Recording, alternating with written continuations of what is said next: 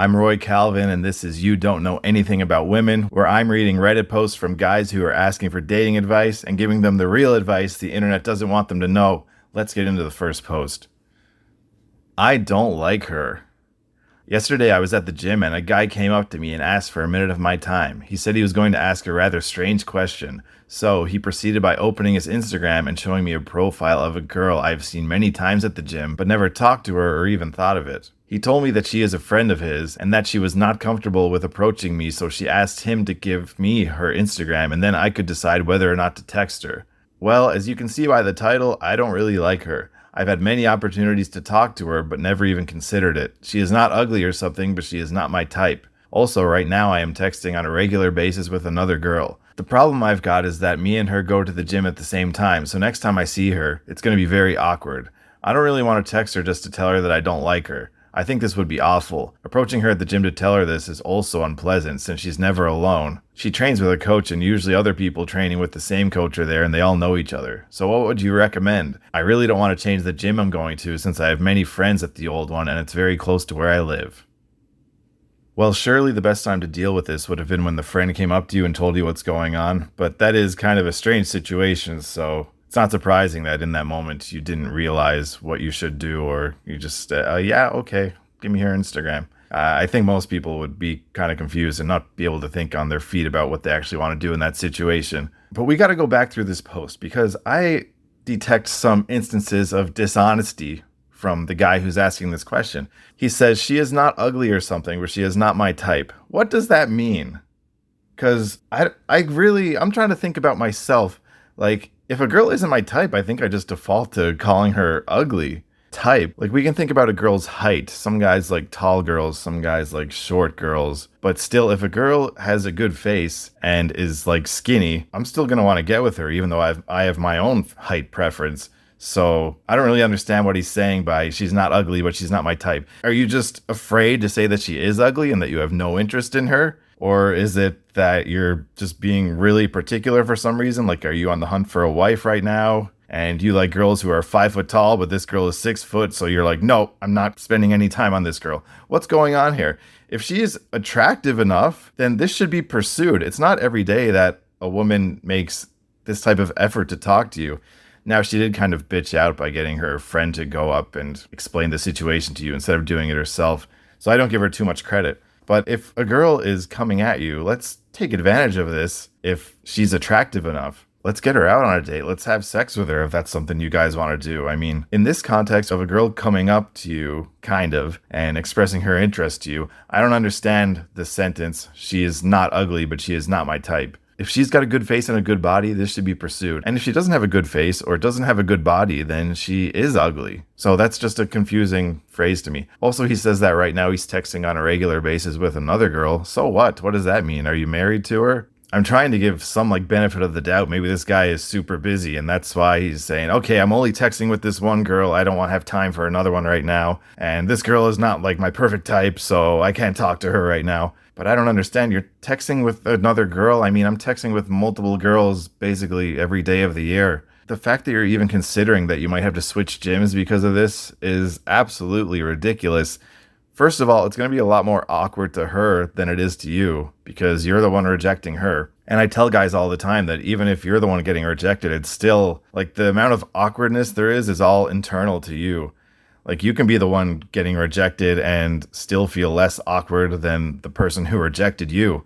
But if you need any strength to remain at your own gym and keep going there with your friends and stuff, yeah, just know that it's going to be a lot more awkward to her.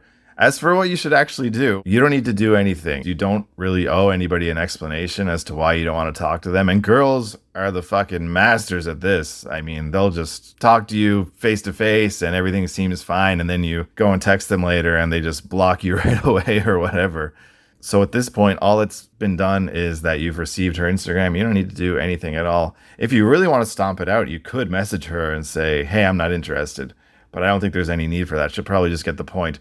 But personally, me, if it goes further and she does directly ask me what's going on, I would rather say, no, I'm not interested in you. But based on the fact that she got her friend to come up and talk to you in the first place, she's probably never going to directly ask that. It's just over. It's over right now if you want it to be over.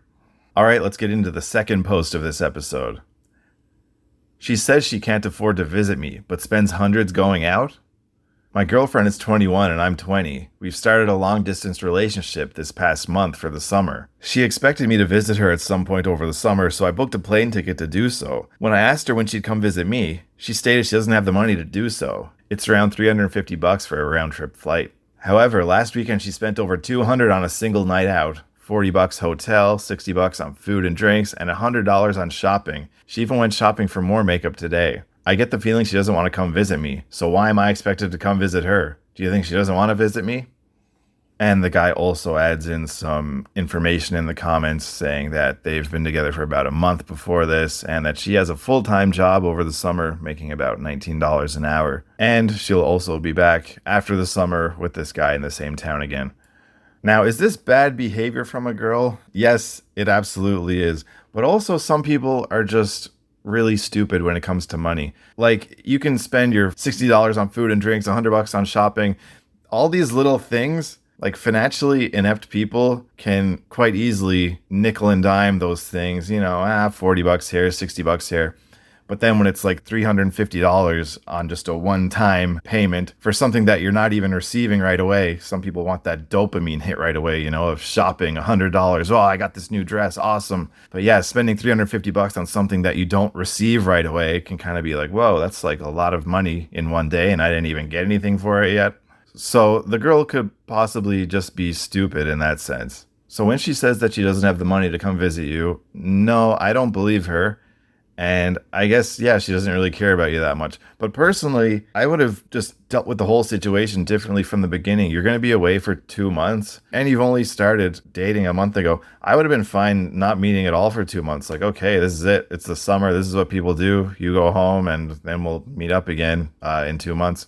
And sure, the relationship could just end or fade away within that time too. But I mean, like, whatever, you're 20 years old. I wouldn't really worry about it that much. And, if she comes back and everything is great, then perfect. But if you didn't want to go that extreme of not seeing each other at all, then just one trip to split up these 2 months would have been fine, I think. So you seem like you took it upon yourself to book your plane ticket before even asking her if she's going to do the same and come and visit you. So it's a bit too late for that advice. But yeah, I mean, I would have just booked one flight right in the middle of those 2 months and you can see each other. And then you only go 1 month each time without seeing each other. I remember during my college days when I'd have classmates who were always saying that they were broke, but then, we meet up on Monday and they're telling me about all the bars they went to over the weekend and how drunk they got, or I'm seeing that on their Instagram over the weekend or whatever. But I'm sure, yeah, if they had to buy a $300, $400 flight, all of a sudden they just say they don't have the money. So some people are just like that. And I definitely don't defend that behavior. I think it's a shitty way of thinking, but I'm saying your girl might not even realize how shitty she's being. She might really think like, no, I don't have that money to spend on one day for a flight. There's really a ton of things that could be going on. Maybe she just doesn't want to bring you up to her parents yet. It's a brand new relationship. No need to tell them about you. So if you go and visit where she's from, maybe she can like quote unquote hide you for a few days while you're visiting. But if she has to buy a ticket and come see you, her parents could be asking, what's going on? Who are you going to see? Why are you leaving? She can't really hide the fact that she's not there for a couple days. A lot of things could be happening. But when it comes down to it, no, I don't really think she wants to visit you that much. I don't think she cares. But also it's a new relationship, so I can't really blame her that much. You might be best off just visiting her that one time or not visiting at all. And when she comes back in the fall, just see what's up then. In the meantime, go out and meet some other girls. Moving on to the next post, which is also kind of a financial one. Is it weird to ask for a receipt after paying for a meal at a restaurant? On dinner dates where I'm paying like in the $100 range, I like to ask for a receipt just out of habit. But does this make me look cheap on a date? The last date I paid close to $200 for the dinner and the waiter took like 5 minutes to get a receipt because their machine wasn't working. And it was awkward because I have to make small talk while waiting for the receipt. The woman seemed to have expensive taste and didn't even thank me for paying the bill and ghosted me afterwards. I've had other women ask me why I get a receipt after paying $100 for dinner. Maybe this is giving off the impression that I'm not comfortable spending $100 on dinner or that I'm cheap. I've said many, many times on this podcast to get girls to pay for their share on the first date, But $100 is even like, that's just way too expensive in my opinion, even split between two people. But don't they usually just give you a receipt anyway? I mean, how would you know how much to pay if they don't give you a receipt? Well, I don't know. I guess the bill is not a receipt. They give you a list of how much your things are and then a different receipt for when you pay. But anyway, I'm not here to give advice about receipts. I'm here to give dating advice. The biggest problem in the post is that you're going on dates that cost $100 and $200 in the first place. Fuck the receipts. Never mind the receipts, you shouldn't be paying that much. This $200 dinner, this is a textbook case of why you gotta get girls to pay for their share and why you shouldn't be going to expensive places on a first date anyway. I'm assuming it was a first date. He doesn't explicitly say that, but he says the woman seemed to have expensive taste, so it doesn't seem like someone that he's on close terms with. $200 for dinner. Waiter took 5 minutes to get the receipt. I do hate that moment myself, by the way. Not the receipt complaint that this guy has, but you ask for the bill and it seems like it takes a really long time to come out, or it just takes a long time to get anyone's attention to send them to go and get the bill. Because I've done my conversation at this point. This is the point where I try to get this girl to come home with me. I want to get right to it. I don't want these few minutes of waiting around for their seat and just like awkwardly looking at each other. Even after all these years of successful dating, that moment is still awkward to me. But luckily, most of the time, it doesn't make any difference on how good or bad the date had already been to that point. But yes, I hate that small talk couple of minutes. She didn't thank you for paying the bill. That's like, this is another thing I bring up sometimes. I mean, it is nice for them to thank you, of course, but I don't know. They didn't ask you to pay, so why do they owe you a thanks? You should have asked her to pay. Hey, this is $200. Do you have $100 towards this? And I've kind of done this a few times. Like I fall for it sometimes, believe me, even though my dates are a lot cheaper than this, where, you know, they might be like $30 and I want the girl to pay $10 even. But I've gotten like a small percentage of girls who just like awkwardly kind of like weasel out of it, or like they're like half reaching in their purse but not really, and I kind of enjoy that moment. And then like if I don't like the girl, I'll especially be like, you know, if I like the girl and I think she's gonna come home with me, I will just let it go. That's not advice though. I think that's a fault of my own. I should always get them to pay even if things are going good, but most girls will volunteer to pay their share. But anyway, girls that are trying to weasel out of it and I don't like them and I don't think they're going to come home with me, I won't let it go. So like, you know, you ask them one time, okay, do you have $20 for your share? I can't even explain the moment. They just like try to weasel out of it somehow and like get me thinking about something else, or just the waitress will come back at the perfect time and they still won't have their money out. But no, I just will not let it go. You gotta get that money, especially if you think this isn't gonna work out in the long term. And this girl ghosted him afterwards. Now, not that he knew that that was gonna happen in the moment, but that's like, regardless of if you know it went well or not, you gotta get them to pay. Because I understand a lot of the time you don't know if they're gonna ghost you, or if you're gonna get a second date and bang them, or if you're just gonna bang them right after this first date. You gotta get them to pay. But at the very least, if that's too hard for you, just cut way back on your first dates. I think a maximum amount for like a first date could be like $20, because you could do free. First of all, you could just go on a walk somewhere, or if you want to go get like a fucking ice cream or smoothie or some shit, that's fine too. $200 for dinner? No way. That's what I want to teach you about this post. Don't worry about the receipt. Just don't have dates that cost this much in the first place. Going on to the next post. This is from a guy who's married and wants advice about what's going on with his wife. My wife wants me to give up video games. My main hobby is playing video games. I always prioritize my family over video games and only play when my son, who's 3 years old, is sleeping and my wife is preoccupied with something, usually napping or on her phone. She's always viewed playing video games as a childish activity that a grown man shouldn't be doing, but I've just ignored it. A component of my gaming computer broke, and when I told my wife it may cost $500 to replace, she was shocked at the price and said to wait well until after our child is born. She's 5 months pregnant with our second, and that I should be spending time with our family. She's a stay-at-home mom and I make enough money where we are very comfortable, so $500 is not a big deal to us. Family is my number one priority, and when I reminded her that I only play when our son is sleeping and she is busy, she told me I should use that free time to be more productive. It's my perspective that her statement was extremely hypocritical, but I wasn't about to get into a huge argument. I decided that I'm going to go through with fixing my computer ASAP and just ask for forgiveness later. Any suggestions on what I could tell my wife when she inevitably gets pissed at me?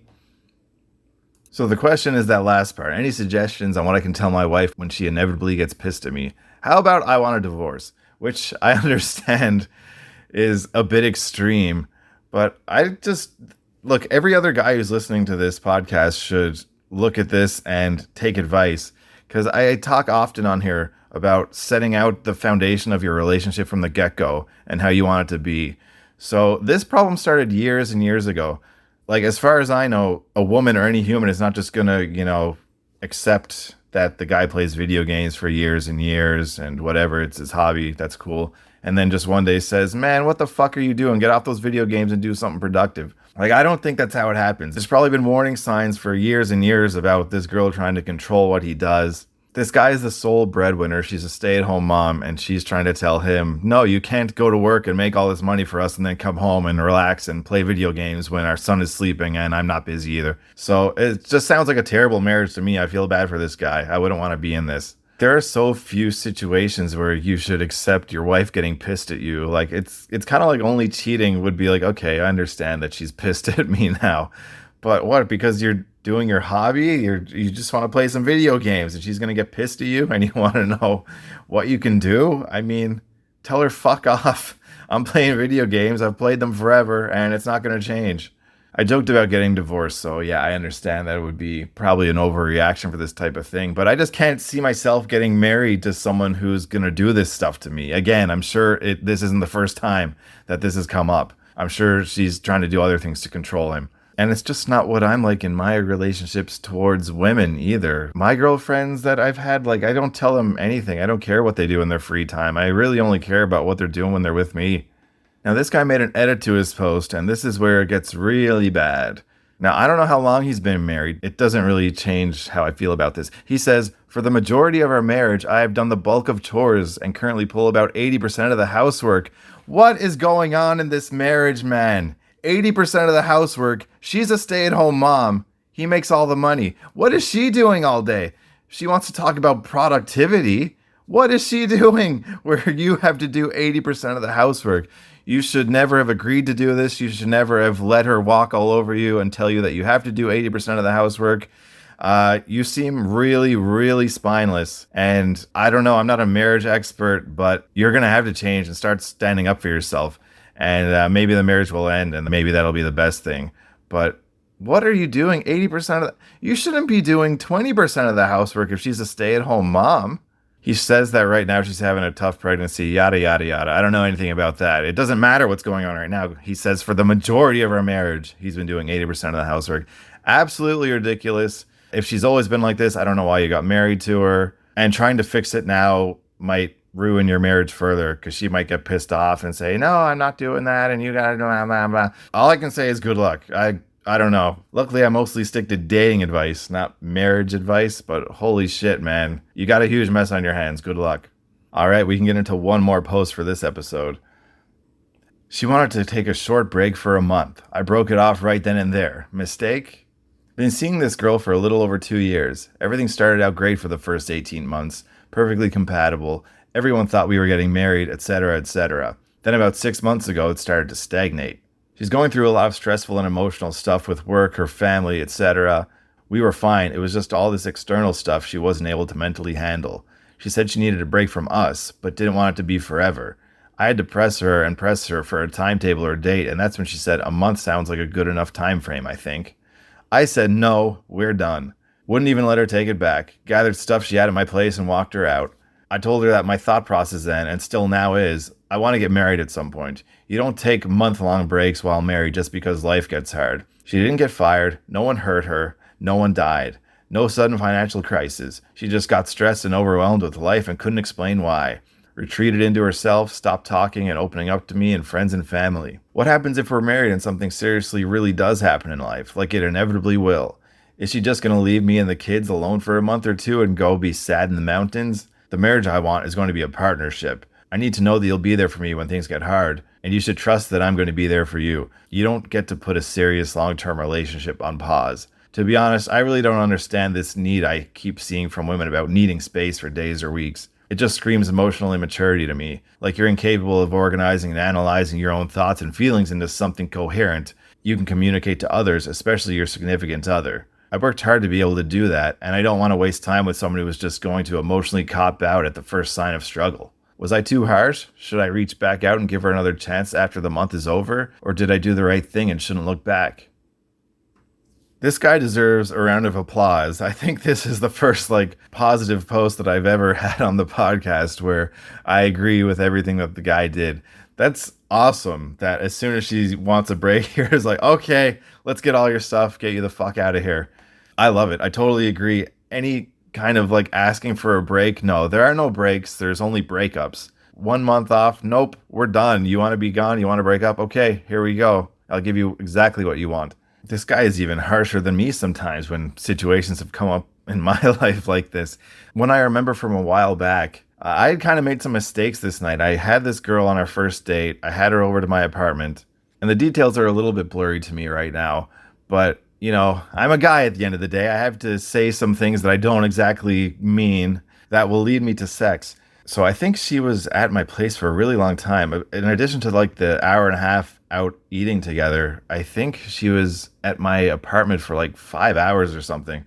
And she had asked a few times about getting home on time and can I sleep here and blah, blah, blah. And I say yes to all this stuff because I'm thinking this is going to lead to sex, right? So of course, yes, you can do all that stuff. But as the night goes on, I try to escalate, and this girl is just not having it. She won't have sex with me. And also her attitude was just really bad kind of throughout the whole night, but I dealt with it, of course, because it seemed like I was going to have sex with her. But eventually we got to the point where it was just so late and I didn't want to waste any more of my night. And I had enough of her just rejecting things, but still thinking she could stay here and whatever. So whatever my breaking point was, maybe I tried to kiss her again and she rejected it. I just calmly said okay, well, you got to go home now. After I had already said a few times that she can stay the night. And her reaction was strange. She just I don't know if she actually misheard me or just was blocking out the meaning of my words. But she says something okay, do you have a shirt I can wear tonight for pajamas?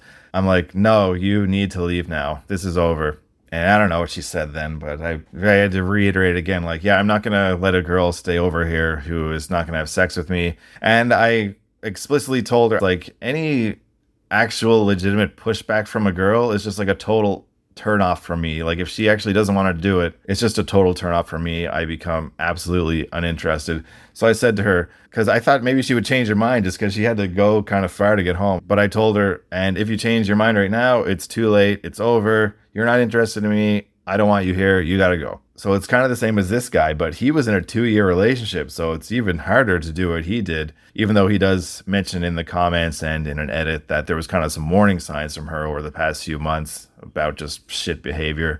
But the first time that she does something that he really doesn't like, he says, okay, goodbye. That's a great attitude to have. It's not that you don't have to make some small concessions when it comes to dating or relationship or whatever. For me, I didn't really want her to sleep over that night, but anytime a girl is going to bang me and wants to stay the night, I'm always going to allow that. I don't care that much. In a perfect world, sure, I'd have my bed to myself at the end of the night, but I don't care that much. But when it comes down to something that you're totally against, or you just know that the moment is over, for me, the moment was over. We're not going to have sex. For him, just the relationship was over. Okay, you want to break? Well, we're breaking up. Good for him. That's a great positive way to end this episode. I hope every guy listening takes that into account. Don't fall into any of these situations that you don't want to be in, and don't think that you can't ever break up with a girl that you've been with for 2 years, or tell a girl that you're out on a first date with that night that she needs to go home. She's no longer welcome at your apartment. That's it for this episode of You Don't Know Anything About Women. Make sure you check out the link in the show notes to see how you can get in contact with me or support the show. See you next time.